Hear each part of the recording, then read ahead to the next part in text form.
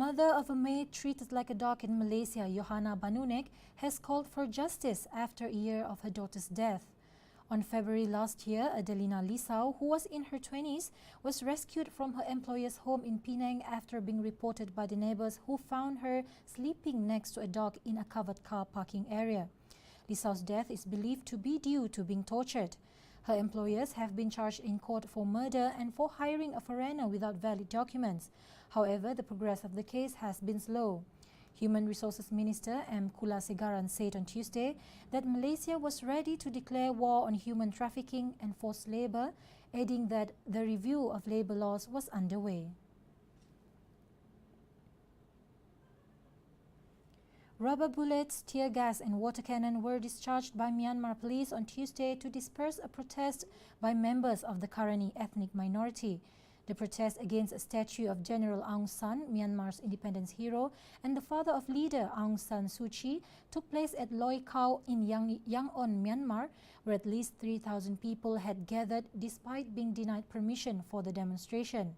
A total of 54 people have been charged with unlawful assembly, incitement and defamation. Yang Hee Lee, UN Special Rapporteur on Human Rights in Myanmar, criticized the police action as violent police response to the protest and demanded to stop the arrests.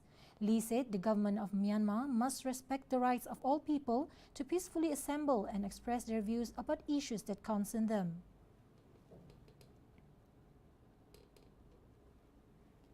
A Palestinian teenager died on Tuesday after he was hit by an Israeli tear gas canister during clashes along the Gaza border.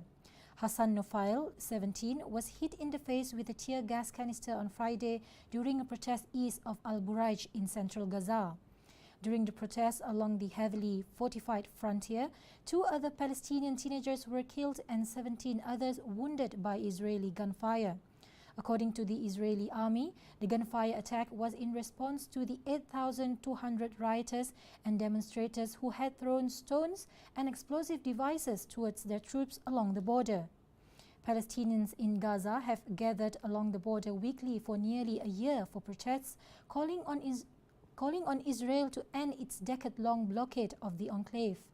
At least 250 Palestinians have been killed by Israeli fire since then, the majority shot during clashes, though others have been hit by tank fire or airstrikes. And that is all the news at 8. I'm Shira Abang Manso for TV Sarawak. Thank you for watching.